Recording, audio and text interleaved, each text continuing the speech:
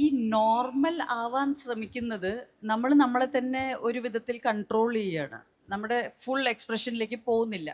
അപ്പോൾ ഈ നോർമൽസി പകുതി മുക്കാൽ സമയം അതിൻ്റെ പ്രശ്നം മറ്റുള്ളവരെന്ത് പറയും എന്നുള്ളതാണ്. അപ്പം നമുക്ക് ഈ മറ്റുള്ളവരെന്ത് പറയും എന്ന് ഇരുന്നാൽ നമ്മുടെ ജീവിതം എങ്ങോട്ട് പോകും? മോഹൻലാൽ എൻ്റെ ആത്മീക ഗുരുവാണ് അതെ, ഞാൻ എന്നായിരുന്നു. ഞാൻ അതല്ല പറഞ്ഞത്. ഞാൻ പറഞ്ഞത് ലാലേട്ടൻ ഒരു ഗുരുസ്ഥാനത്തുള്ള ഒരാളാണ് എന്നാണ് ഉദ്ദേശിച്ചത്. കഴിഞ്ഞ വർഷം ഈ സമയത്ത് എനിക്ക് ഭ്രാന്താണെന്ന് പറഞ്ഞ എല്ലാവരും ഇപ്പോൾ എന്നെ പ്രശംസിക്കുന്നു. So it's nice, it's beautiful. നല്ല എക്സ്പീരിയൻസ് ആണ്. ഞാൻ ഈ ലോകം കാണുന്ന പോലെ വേറെ ആരും തന്നെ കാണുന്നില്ല എന്നുള്ളത് ഉറപ്പാണ്. ഹായ് ഓൾ, നമസ്കാരം. അപ്പോൾ നിങ്ങൾക്കൊക്കെ ഏറെ പ്രിയപ്പെട്ട ലെന എന്ന അഭിനേത്രി ഇവിടെ ഇരിക്കുന്നു എന്നുള്ളതിനപ്പുറത്ത് ആ ഒരു ലെനയെക്കുറിച്ചല്ല നമുക്ക് പറയാനുള്ളതും, ഇപ്പോൾ ആ ഒരു ലെനയ്ക്കല്ല സംസാരിക്കാനുള്ളതും. ഇത് എഴുത്തുകാരിയായ ഒരു ലെനയാണ്. അപ്പോൾ നമ്മൾ ഇനി കേൾക്കാൻ പോകുന്നത് ആ എഴുത്തുകാരിയായ ലെന പറയാൻ പോകുന്നതുമാണ്. അപ്പോൾ വെൽക്കം ലെന. അപ്പോൾ നമുക്ക് തുടങ്ങാം. നമ്മുടെ പുസ്തകത്തെക്കുറിച്ചാണ് നമുക്ക് സംസാരിക്കാൻ. അതെ, പുസ്തകം ഞാൻ കാണിക്കാം. അപ്പോൾ ഞാൻ തുടക്കത്തിൽ പറഞ്ഞ പോലെ തന്നെ മലയാളികൾക്കൊക്കെ ഇഷ്ടപ്പെട്ട കുറേ അധികം സിനിമകളിൽ മികച്ച കഥാപാത്രങ്ങളെ അവതരിപ്പിച്ചുകൊണ്ട് നിങ്ങൾക്കൊക്കെ ഏറെ പ്രിയപ്പെട്ട ഒരു ലെനയുണ്ടല്ലോ. ആ ലെനയെ നമുക്ക് കുറച്ച് നേരത്തേക്ക് ഒന്ന് മാറ്റിവെക്കാം. നമ്മുടെ വിഷയം ഈ പുസ്തകമാണ്. ദൈവത്തിൻ്റെ ആത്മകഥ എന്ന പേരുള്ള ഈ പുസ്തകം ലെന സമീപ വർഷങ്ങളിൽ എഴുതി. ഇതൊരു ബെസ്റ്റ് സെല്ലറായി മാറിക്കഴിഞ്ഞു. അപ്പോൾ ഈ പുസ്തകത്തിനകത്തെ ഇതിൻ്റെ ഉള്ളടക്കത്തെ കുറിച്ചുകൂടി പറഞ്ഞുകൊണ്ട് വേണം നമുക്ക് തുടങ്ങാൻ. നോക്കൂ, ഇതിൽ ആരാണ് ദൈവമെന്ന് നമുക്ക് ആലോചിക്കേണ്ടി വരും. കാരണം ഇതിപ്പോ ലെനയുടെ ആത്മകഥയല്ലേ. അപ്പൊ ഇതിലിപ്പോ ലെന എന്താണ് ദൈവത്തെക്കുറിച്ച് പറയുന്നത്, ഇനി ഇതിൽ ആരാണ് ദൈവം എന്നൊക്കെ ചിന്തിക്കുന്ന സാധാരണക്കാരായ മലയാളികൾ എൻ്റെ മുന്നിലുണ്ടാവും. ഈ തലമുടിയുടെ ഭാരം പോലും ഇല്ലാതെ ഇരുട്ടിൽ നിന്ന് പുറത്തെ വെളിച്ചത്തിലേക്ക് നോക്കുന്ന ഒരു ലെനയെ DC അവതരിപ്പിച്ചിട്ടുണ്ട്. വായനക്കാർ പറഞ്ഞറിയുന്ന ഒരു കാര്യങ്ങൾ ഉണ്ടാവുമല്ലോ, അതിൽ നിന്ന് നമുക്ക് കിട്ടുന്ന ഒരു എഴുത്തുകാരി എന്ന നിലയ്ക്ക് ഒരു പുതിയ ലെനയുണ്ടല്ലോ. അതെങ്ങനെ അനുഭവപ്പെട്ടത്? നമസ്കാരം, ഇവിടെയുള്ള എല്ലാവർക്കും നമസ്കാരം. Very happy to see all of you. ലുലുവിലെ ഈ ഏട്രിയം സ്റ്റേജിൽ ഇരിക്കുക എന്ന് പറയുന്നത് ഒരു വലിയ ഓണറാണ്. ബിക്കോസ് നമ്മൾ ഏതോ ഒരു ചെറിയ ബുക്ക് ക്ലബിൻ്റെ ഒരു സൈഡിലോ ഒരു ബുക്ക് സ്റ്റോറിൻ്റെ സൈഡിലിരുന്ന് സംസാരിക്കുന്ന പോലെയല്ല, ഇത്രയും വലിയ ഈ ലുലു മോളിലിരുന്ന് നമ്മളൊരു ചെയറിലിരുന്ന് വർത്തമാനം പറയുന്നു. Beautiful experience. ഞാൻ എൻ്റെ book the autobiography of God first self publish ചെയ്തപ്പോൾ ഇതിൻ്റെ പബ്ലിസിറ്റി എങ്ങനെ ചെയ്യണം എന്നൊക്കെ ചോദിച്ച് ഞാനിവിടെ നമ്മുടെ സ്വരാജ് സാറൊക്കെ ആയിട്ട് സംസാരിച്ചിട്ടുണ്ട്. അവിടെ ഞാൻ എൻ്റേതായ ഒരു ഫങ്ഷൻ അറേഞ്ച് ചെയ്യണോ, how will I inform people എന്നൊക്കെ പറഞ്ഞ് ഭയങ്കര കൺഫ്യൂഷനായിരുന്നു. ഇന്ന് വായനക്കാർ ഇത് വിജയിപ്പിച്ച് ഇംഗ്ലീഷ് ബുക്ക് മലയാളത്തിലേക്ക് DC ട്രാൻസ്ലേറ്റ് ചെയ്യുന്നു. അതിൻ്റെ 3rd എഡിഷൻ റിലീസാവുന്നു. ലാലേട്ടൻ ഫോർവേഡ് എഴുതിയിരിക്കുന്നു ബുക്കിന്. കഴിഞ്ഞ വർഷം ഈ സമയത്ത് എനിക്ക് ഭ്രാന്താണെന്ന് പറഞ്ഞ എല്ലാവരും ഇപ്പോൾ എന്നെ പ്രശംസിക്കുന്നു. So it's nice, it's beautiful. നല്ല എക്സ്പീരിയൻസ് ആണ്. ഈ ഈ ബുക്കിൽ എനിക്ക് എന്തോ എല്ലാവരോടും പറയാനുണ്ടായിരുന്നു എന്നോ എനിക്കിതിന്ന് എന്തോ ഭയങ്കര സംതൃപ്തി കിട്ടുന്നു എന്നോ ഒന്നും പറയാൻ പറ്റില്ല. ഈ ബുക്ക് എന്ന് പറയുന്നത് ഒരു പ്രാരാബ്ധം എന്ന് വേണം ഞാനതിനെ വിളിക്കാൻ.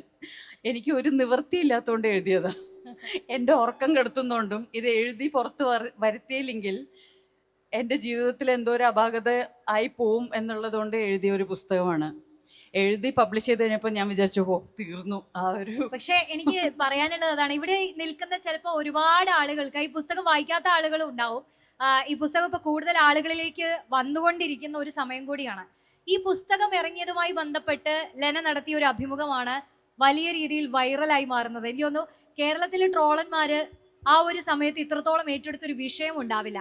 പക്ഷെ അതിനുശേഷം ലെന എന്താണ് പറയുന്നത് എന്ന് അറിയാൻ വേണ്ടി ഈ പുസ്തകം വാങ്ങി വായിച്ചൊരു വലിയ കൂട്ടം ആളുകളുണ്ട്. ആ വായിച്ചതിന് ശേഷം പിന്നെ ഈ പറയുന്ന ട്രോളുകളുടെ എല്ലാം ആ ഒരു ഭാഷ്യം, ആ ഒരു രീതി മാറിയിട്ടുണ്ടെന്ന് വ്യക്തിപരമായി എനിക്ക് തോന്നിയിട്ടുണ്ട്. അപ്പൊ അത് രണ്ട് തരമായി തോന്നിയിട്ടുണ്ടോ? ആദ്യം ഞാൻ ട്രോൾ ചെയ്ത എല്ലാവരോടും ഹൃദയം നിറഞ്ഞ നന്ദി പറയുന്നു. നിങ്ങളെല്ലാവരും ട്രോൾ ചെയ്തത് കൊണ്ടാണ് ഈ പടം എന്ന് പറയുന്നത് ഇപ്പോഴും സിനിമയാണ് ഓർമ്മ. ഈ book Amazon all India best seller ആയത്. അതെ. അത് ഓൾ ഇന്ത്യ ബെസ്റ്റ് സെല്ലർ ആയപ്പോൾ പെൻഗ്വിൻ ബുക്സ് എന്നെ സമീപിച്ച് അവർ പബ്ലിഷ് ചെയ്ത എഡിഷനാണ് ദി ഓട്ടോബയോഗ്രഫി ഓഫ് ഗോഡ് ഇപ്പോൾ ഉള്ളത്. അപ്പോൾ ട്രോളന്മാരില്ലായിരുന്നെങ്കിൽ ഇതൊന്നും സംഭവിക്കില്ലായിരുന്നു.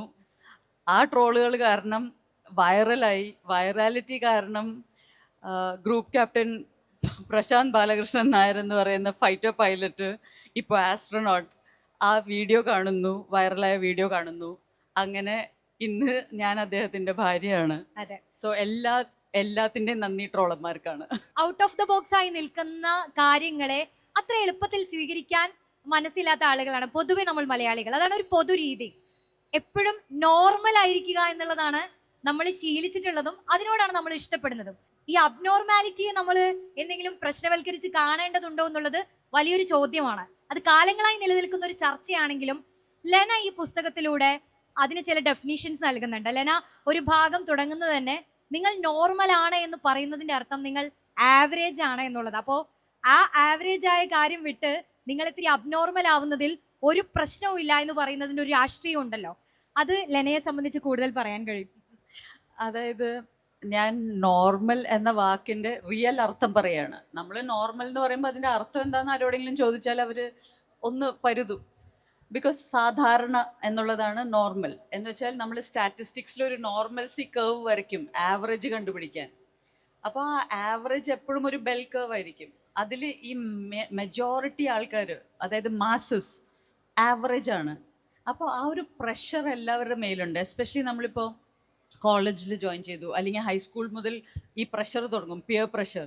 എല്ലാവരും മറ്റവനെ ഈ ഞണ്ടിൻ്റെ സ്വഭാവമാണ് കാണിക്കുന്നത്. ആരും കയറി പോകരുത്, നമ്മളെല്ലാവരും ഒരുപോലെ ആവറേജ് ആയിരിക്കണം. അപ്പോൾ റാങ്ക് വാങ്ങിക്കുന്ന കുട്ടികൾ എപ്പോഴും സെപ്പറേറ്റ് ആയിരിക്കും. അങ്ങനത്തെ ഈ നോർമൽ ആവാൻ ശ്രമിക്കുന്നത് നമ്മൾ നമ്മളെ തന്നെ ഒരു വിധത്തിൽ കൺട്രോൾ ചെയ്യുകയാണ്. നമ്മുടെ ഫുൾ എക്സ്പ്രഷനിലേക്ക് പോകുന്നില്ല. അപ്പോൾ ഈ നോർമൽസി പകുതി മുക്കാൽ സമയം അതിൻ്റെ പ്രശ്നം മറ്റുള്ളവരെന്ത് പറയും എന്നുള്ളതാണ്. അപ്പം നമുക്ക് ഈ മറ്റുള്ളവരെന്ത് പറയും എന്ന് ഇരുന്നാൽ നമ്മുടെ ജീവിതം എങ്ങോട്ട് പോകും? നമ്മൾ ഫുൾ ടൈം അവരെ നോക്കിക്കൊണ്ടിരിക്കുകയാണ്. അപ്പം നമ്മളെങ്ങനെ എന്തെങ്കിലും ചെയ്യും? നമ്മുടെ റിയൽ നേച്ചർ എങ്ങനെ പുറത്തു വരും? നമ്മളെങ്ങനെ വികസിക്കും? അപ്പോൾ ആ ഒരു ചേഞ്ച് മാത്രമേ ഞാൻ പറയുന്നുള്ളൂ. അബ്നോർമൽ ആവാനല്ല പറയുന്നത്. പക്ഷേ ഈ നോർമൽസിക്ക് ഇത്രയും ഇമ്പോർട്ടൻസ് കൊടുക്കേണ്ട കാര്യമുണ്ടോ എന്നാണ് എൻ്റെ ചോദ്യം. എന്നെക്കുറിച്ച് ഞാനൊന്ന് ചിന്തിക്കണ്ടേ എന്ന് ഉള്ളൊരു കാര്യത്തിലേക്ക് ഒന്നും കടക്കാതെ ഓടിക്കൊണ്ടിരിക്കുന്ന മനുഷ്യരാണ് നമ്മളെ. ചിന്തയല്ല, പ്രവൃത്തിയാണ് പ്രധാനമായിട്ട് ഇപ്പോൾ നടന്നുകൊണ്ടിരിക്കുന്നത്. പക്ഷെ നമ്മളൊന്ന് ഇരുന്ന് ചിന്തിക്കണം. നമ്മളെക്കുറിച്ച് നമ്മൾ മനസ്സിലാക്കേണ്ടതിൻ്റെ ഒരു ആവശ്യകത ഉണ്ട് എന്നുള്ളത് ലെന പറയുന്ന ചില കാര്യങ്ങളുണ്ട്. അപ്പോൾ അതിന് എത്രത്തോളം പ്രാധാന്യമുണ്ട്? യഥാർത്ഥത്തിൽ നമ്മൾ നമ്മളെക്കുറിച്ച് ചിന്തിക്കേണ്ടതുണ്ട്. നമ്മൾ നമ്മളെക്കുറിച്ച് ചിന്തിക്കണം എന്നല്ല ഞാൻ ഉദ്ദേശിക്കുന്നത്. ഓഫ്കോഴ്സ് ചിന്തിക്കണം, പക്ഷേ അതിനേക്കാൾ ഉപരി നമ്മൾ നമ്മളെ തന്നെ ഒന്ന് മനസ്സിലാക്കണം. അതിൽ ചിന്തയല്ല, തോട്ട്സ് അല്ല വേണ്ടത്. നമുക്ക് ജസ്റ്റ് നമ്മളെ ഒന്ന് നോക്കാനുള്ള, നമ്മളെല്ലാവരും നോക്കിക്കൊണ്ടിരിക്കുകയാണ്. എപ്പോഴും നമ്മുടെ കണ്ണ് പുറത്തോട്ടാണല്ലോ. അപ്പോൾ എപ്പോഴും നമ്മൾ എല്ലാവരെയും നോക്കിക്കൊണ്ടിരിക്കുകയാണ്. ആ മറ്റുള്ളവർ നോക്കുന്നതിൻ്റെ ഇടയിൽ നമ്മൾ നമ്മളെയും കൂടെ ഒന്ന് നോക്കുക. നമ്മളാകെ നമ്മുടെ ലുക്സ് എങ്ങനെയുണ്ട്, എന്നെ കാണാൻ എങ്ങനെയുണ്ട്, എൻ്റെ ഹെയർ എങ്ങനെയുണ്ട്, അതാണ് നോക്കുന്നത്. പക്ഷെ എൻ്റെ വ്യക്തിത്വം എങ്ങനെയുണ്ട്, എൻ്റെ സ്വഭാവം എങ്ങനെയുണ്ട്, എനിക്ക് ആഗ്രഹമുള്ള കാര്യങ്ങളിലേക്ക് എത്താൻ മാത്രമുള്ള ഒരു കപ്പാസിറ്റി ഉള്ള ഒരു വ്യക്തിയാണോ ഞാൻ, അതോ ഞാൻ ഇനിയും ബെറ്റർ ആവണോ? അങ്ങനെയുള്ള ആ നമ്മളെക്കുറിച്ചുള്ള തന്നെ തിരിച്ചറിവുകൾ കൂട്ടിയാൽ നമ്മുടെ പുറമേയുള്ള ലൈഫ് കുറേയും കൂടെ ബെറ്റർ ആവും. ഇൻട്രസ്റ്റിംഗ് ആയ മറ്റൊരു കാര്യം, ഈ പുസ്തകത്തിന്റെ അവതാരിക എഴുതിയിട്ടുള്ളത് മോഹൻലാലാണ്. നമുക്ക് എപ്പോഴും മോഹൻലാലിനെ നിങ്ങൾ ശ്രദ്ധിച്ചിട്ടുണ്ടെങ്കിൽ പെട്ടെന്ന് മനസ്സിലാവുന്ന കാര്യമാണ്. ഓഷോനെ കുറിച്ച് പലപ്പോഴും സംസാരിക്കുന്ന മോഹൻലാലിനെ നമ്മൾ കണ്ടിട്ടുണ്ട് അല്ലേ. ലെന പക്ഷേ ഓഷോനെ കുറിച്ചല്ല കൂടുതലായി സംസാരിക്കുന്നത്. പക്ഷേ മോഹൻലാലിലും ലെനയിലും ഒക്കെ കോമൺ ആയി കാണുന്ന ഒരു ഘടകം എന്ന് പറയുന്നത് ആത്മാന്വേഷികളാണ് രണ്ടുപേരും. അത് നമ്മൾ എന്താണ് എന്നുള്ളത് കുറച്ചുകൂടി ആഴത്തിൽ മനസ്സിലാക്കുക എന്നുള്ളതാണ് ആ കാര്യം. അത് മനസ്സിലാക്കിയിട്ടുണ്ട് എന്നുള്ളത് മോഹൻലാൽ ഈ പുസ്തകത്തെക്കുറിച്ച് എഴുതുന്ന വാക്കുകളിലും വ്യക്തമാണ്. ലെന പിന്നീട് ലെനയുടെ ജീവിതാനുഭവങ്ങളിലൂടെ കുറിച്ചിടുന്ന പല കാര്യങ്ങളിൽ നിന്നും വ്യക്തമാണ്. അപ്പോൾ മോഹൻലാൽ എന്ന് പറയുന്ന ഒരു വ്യക്തി അവതാരിക എഴുതുക എന്ന് പറയുന്നത് ഒന്ന് ചെറിയ കാര്യമല്ല. അത് നിങ്ങൾ പരസ്പരം റിലേറ്റ് ചെയ്യുന്ന ഒരു ഘടകം ഉണ്ടാവുന്നുള്ളത്. അപ്പം എങ്ങനെയായിരുന്നു അതിൻ്റെ ഒരു? ഞാൻ കഴിഞ്ഞ പ്രാവശ്യം എൻ്റെ ഇൻ്റർവ്യൂവിൽ ഏറ്റവും വൈറലായ ക്യാപ്ഷൻ തംബ്നെയിൽ മോഹൻലാൽ എൻ്റെ ആത്മീക ഗുരുവാണ് അതെ, ഞാൻ എന്നായിരുന്നു. ഞാൻ അതല്ല പറഞ്ഞത്. ഞാൻ പറഞ്ഞത് ലാലേട്ടൻ ഒരു ഗുരുസ്ഥാനത്തുള്ള ഒരാളാണ് എന്നാണ് ഉദ്ദേശിച്ചത്. പക്ഷെ ദാറ്റ്സ് ട്രൂ. എന്ന് വെച്ചാൽ എന്നെ ഈ ഡയറക്ഷനിലേക്ക് ഭഗവാൻ എന്ന് പറഞ്ഞ സിനിമയുടെ ഷൂട്ടിങ്ങിൻ്റെ ലൊക്കേഷനിൽ വളരെ കാഷ്വലായിട്ട് ലാലേട്ടൻ പറഞ്ഞൊരു കാര്യമാണ്. ആ ബുക്കൊക്കെ വായിക്കുന്നുണ്ട് ഞാൻ. ഓഷോയുടെ കറേജ് എന്ന് പറഞ്ഞൊരു ബുക്ക് വായിച്ചുകൊണ്ടിരിക്കുകയായിരുന്നു. അപ്പോൾ പറഞ്ഞു ഇതൊക്കെയാണ് വായിക്കുന്നെങ്കിൽ കുറച്ചും കൂടെയും കൂടിയ ബുക്കുണ്ട്, റീഡ് വിഗ്യാൻ ഭൈരവ് തന്ത്ര. അത്രേ പറഞ്ഞുള്ളൂ, പറഞ്ഞ് അങ്ങ് പോയി. ഞാൻ പക്ഷെ അത് വളരെ കാര്യമായിട്ട് എടുത്ത് അന്ന് തന്നെ ആ ബുക്ക് വരുത്തിച്ച്, ആ ബുക്ക് ഇത്ര കട്ടിയുണ്ട്, അത് 2.5 കൊല്ലം എടുത്ത് വായിച്ച് മെഡിറ്റേഷൻസ് 112 ചെയ്ത് ലൈഫ് ട്രാൻസ്ഫോം ആയി. ലാലേട്ടൻ ഇതൊന്നും അറിഞ്ഞിട്ടേ പോലും ഇല്ല. ഇതെല്ലാം കഴിഞ്ഞപ്പോൾ ബുക്ക് ഇറങ്ങി കഴിഞ്ഞപ്പോൾ ആക്ച്വലി പെൻഗ്വിൻ ബുക്സിലേക്ക് അവർ എൻ്റെ നമ്പർ അന്വേഷിച്ചുകൊണ്ടിരുന്നപ്പോൾ സുചിത്ര ചേച്ചിയാണ് എൻ്റെ നമ്പർ കൊടുത്തത്. അപ്പോൾ ആക്ച്വലി ആ ഫാമിലി തന്നെ ഇപ്പോൾ വളരെ ഇൻവോൾവ് ആണ് എൻ്റെ ആത്മീയ ജേർണിയിൽ. സോ ലാലേട്ടൻ്റെ അടുത്ത് ഞാൻ ജസ്റ്റ് ചോദിക്കുക ചെയ്തത്, DC ബുക്സ് മലയാളത്തിൽ ബുക്ക് ഇറക്കുന്നുണ്ട്, ഒരു അവതാരിക എഴുതാൻ പറ്റുമോ എന്ന് ചോദിച്ച ഉടനെ വൈ നോട്ട് ഷുവർ എന്ന് പറഞ്ഞ് വിതിൻ 2 days എനിക്കിത് തിരിച്ചു തന്നു. മോഹൻലാല് അവതാരികയിൽ തന്നെ പറയുന്ന ഒരു കാര്യമുണ്ട്, എല്ലാവരുടെയും കാഴ്ചകൾ വ്യത്യസ്തമായിരിക്കുമല്ലോ. നമുക്ക് നമ്മൾ കാണുന്ന നിറങ്ങള്, നമ്മുടെ ചിന്തകള്, നമ്മുടെ കാഴ്ചകള്, ഇതൊക്കെ ഓരോ വ്യക്തിയെ സംബന്ധിച്ചും വ്യത്യസ്തമായിരിക്കും. അപ്പൊ ആലോചിച്ച് നോക്കൂ, സ്വന്തം സ്വത്വത്തെക്കുറിച്ച്, സ്വന്തം ആത്മാവിനെ കുറിച്ച് തന്നെ ആഴത്തില് മനസ്സിലാക്കാൻ നമ്മൾ ശ്രമിക്കുമ്പോൾ തന്നെ അത് ഓരോ വ്യക്തികൾക്കും വ്യത്യസ്തമായിരിക്കും എന്നുള്ളൊരു കാര്യം മോഹൻലാൽ പറയുന്നുണ്ട്. അത് ലെനയുടെ പുസ്തകം വായിക്കുമ്പോഴും ഞാൻ നേരത്തെ പറഞ്ഞതാണ്, ഔട്ട് ഓഫ് ദ ബോക്സ് ആയി നിൽക്കുന്ന പലതിനെയും സ്വീകരിക്കാൻ മടിക്കാത്തത് ഒരു സമൂഹത്തിന്റെ നമ്മുടെ രീതിയാണത്. പക്ഷെ ആ രീതിയെ നമുക്ക് മറികടക്കേണ്ടതുണ്ടല്ലോ. അത് മറികടന്നാൽ നമുക്ക് കിട്ടുന്ന ഒരു അനുഭൂതി അത് ഭയങ്കര അത് മറികടക്കാൻ വളരെ ഈസിയാണ് ആക്ച്വലി. അതിൽ ആദ്യത്തെ കാര്യം, നമ്മൾ ആകെ ഒരു കാര്യം മാത്രം തിരിച്ചറിഞ്ഞാൽ മതി. എല്ലാം നമ്മുടെ പേഴ്സ്പെക്റ്റീവാണ്, എല്ലാം നമ്മുടെ കാഴ്ചപ്പാടാണ്. ഞാൻ ഈ ലോകം കാണുന്ന പോലെ വേറെ ആരും തന്നെ കാണുന്നില്ല എന്നുള്ളത് ഉറപ്പാണ്. നമ്മളെപ്പോലെ, നമ്മൾ കാര്യങ്ങളെ കാണുന്ന പോലെ കാണുന്നവരുണ്ടാവും. അവരാണ് നമ്മൾ പറയുന്ന വർത്തമാനം എനിക്കത് മനസ്സിലായി, എനിക്ക് ഞാൻ പറയുന്ന പോലെ തന്നെയാണ്, എനിക്ക് ഇഷ്ടപ്പെട്ടു എന്നൊക്കെ പറയുന്നവർ അതേ വേൾഡ് വ്യൂ ഉള്ളവരാണ്. പക്ഷെ എല്ലാം നമ്മുടെ ഒരു പോയിന്റ് ഓഫ് വ്യൂ മാത്രമാണ് നമ്മുടെ ലോകം എന്ന് നമ്മൾ മനസ്സിലാക്കി കഴിഞ്ഞാൽ മറ്റുള്ളവരോട് നമുക്ക് ദേഷ്യവും ഉണ്ടാവില്ല. ആരെങ്കിലും നമ്മളായിട്ട് അഗ്രി ചെയ്താലും നമ്മളങ്ങ് ഞാൻ ഭയങ്കര സംഭവമായി പോയെന്നും നമുക്ക് തോന്നില്ല. ബിക്കോസ് എല്ലാവരും അവരവരുടെ ലോകത്താണ് ജീവിക്കുന്നത്. ഈ ഭൂമി നമുക്ക് എല്ലാവർക്കും കോമൺ ആണെങ്കിലും നമ്മുടെയൊക്കെ ലോകങ്ങൾ വേറെയാണ്. സോ നമ്മുടെ ലോകം മാക്സിമം നമുക്ക് ഗുണകരമായിട്ടുള്ളൊരു ലോകം സൃഷ്ടിക്കുക. ബിക്കോസ് നമ്മുടെ കാഴ്ചപ്പാടുകളാണ് നമ്മുടെ ലോകം സൃഷ്ടിക്കുന്നത്. നമ്മുടെ കാഴ്ചപ്പാടുകൾ വികസിപ്പിക്കുക, നമുക്ക് ഏറ്റവും ഗുണകരമായിട്ടുള്ള ഒരു എംപവറിങ് വേൾഡ് നമ്മൾ തന്നെ സൃഷ്ടിക്കുക through our thoughts and actions. വിഷാദത്തിലൂടെയോ അല്ലെങ്കിൽ ഭയങ്കര ഉത്കണ്ഠകളിലൂടെയൊക്കെ കടന്നു പോകുന്ന ഒരു വ്യക്തി അനുഭവിക്കുന്ന സംഘർഷം എത്രത്തോളം ആയിരിക്കും എന്ന് നമുക്കറിയാം ഇന്ന് പുതിയ കാലത്ത്. പക്ഷെ ഇന്നത് മാറി വരുന്ന ഒരു രീതിയുണ്ട്. അപ്പൊ എനിക്ക് തോന്നുന്നു അതിൻ്റെ ഒരു ബുദ്ധിമുട്ട് യഥാർത്ഥത്തിൽ അനുഭവിച്ചിട്ടുണ്ടോ ഇതിലൂടെ കടന്നു പോകുമ്പോൾ?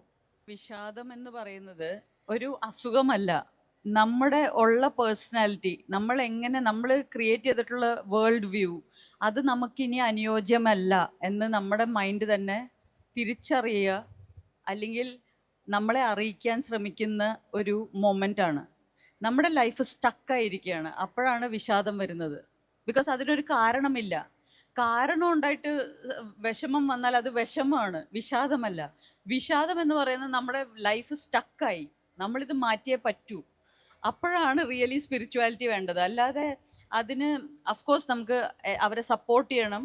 പക്ഷെ എല്ലാവരും ശ്രമിക്കുന്നത് അവരെ ഇതിനു മുന്നേ എങ്ങനെയായിരുന്നു അവർ അതുപോലെ ആക്കാൻ നോക്കുകയാണ്. അവരൊരിക്കലും ഇനി പഴയ ആളാവില്ല. അവർ വേറൊരു പുതിയ ലൈഫ് സ്റ്റാർട്ട് ചെയ്യാൻ ശ്രമിക്കുമ്പോൾ അവരുടെ ചുറ്റിനുള്ളവരെ നോക്കിയിട്ട് അവർ ആലോചിക്കുന്നത് ഞാൻ എങ്ങനെ മാറും. ആ ഡിഫിക്കൽട്ടിയാണ് സത്യത്തിൽ വിഷാദം. അതൊരു രോഗമല്ല. ഇറ്റ് ഈസ് എന്താ പറയുക, കംഫർട്ട് സോണിൽ നിന്ന് പുറത്തിറങ്ങുന്നതിൻ്റെ ഒരു ലക്ഷണമാണ്.